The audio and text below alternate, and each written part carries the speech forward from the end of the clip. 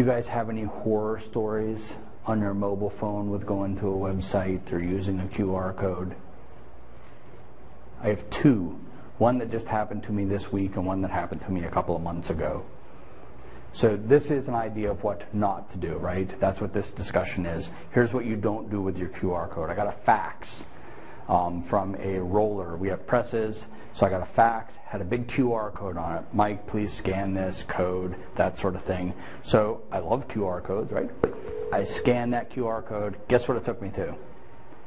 It took me to a PDF of the fax they sent me. Yeah. So all I did was I went online and saw a PDF of exactly what I was holding in my hands. How useless is that? Right? And you know, at my wife's work they were talking about it as well. They were talking about they have a thing called the Commander's Guidance, right? And it's a document in the military, and they were talking about they could put a QR code that goes on to the Commander's Guidance. And my wife's like, really? They're holding it in their hand and they're scanning it and you're sending it to them to what they're holding in their hand? And they're like, oh. So don't do that, right? Don't do those kinds of things. Don't send them to places that seem ridiculous just to use a QR code, right? It's better to not use it than to use it in a bad way. It's really about sending them to your good online content. So that's what you need to be thinking about. So best practices. Oh, nice. Exactly what I said already.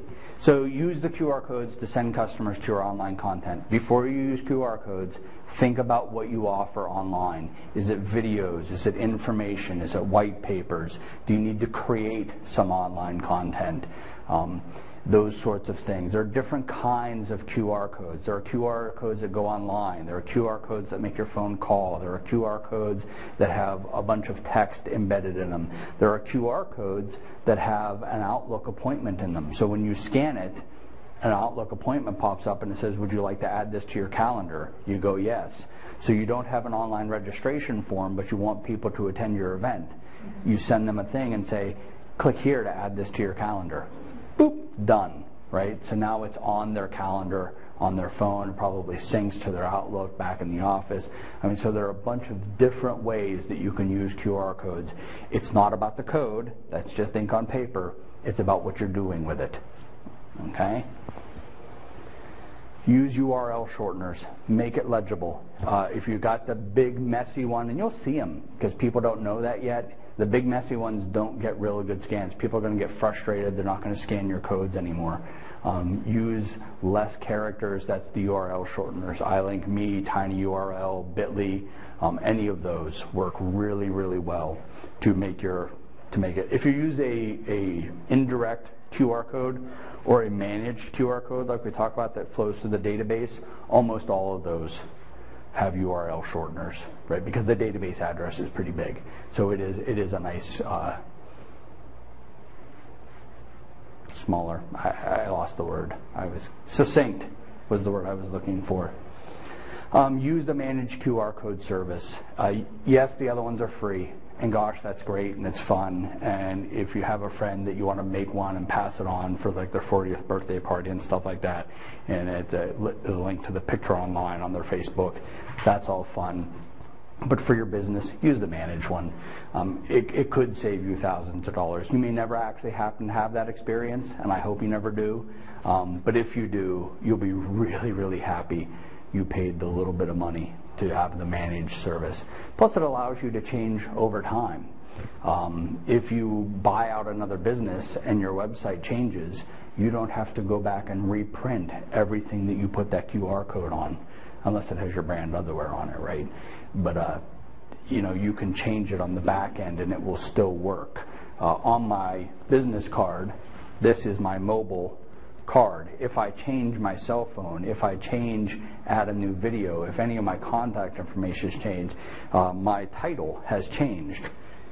When you scan this, you are going to get the most up-to-date recent information.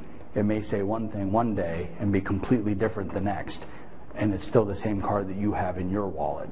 because you should all put this in your wallet or purse and carry it around with you at all times. So best practice, focus your mobile websites to accomplish very specific goals. If you're thinking about a mobile website to replace your overall website, you're thinking wrong. It needs to be focused. It needs to be specific. It needs to be for people who are on the go. That is who are using the mobile sites. It's people who are doing it on their phone, and what they're doing most of the time is researching your company.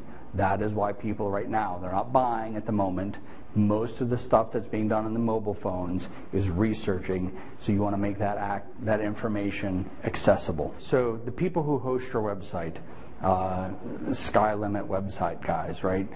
So they will write a line of code at the beginning that will look at what you are viewing their website on. So it'll know that you are viewing it on a desktop. It's a code change. It's a very small code change, and we will actually write the change and pass it to them. Whether they choose to use that or use their own is up to them. Okay.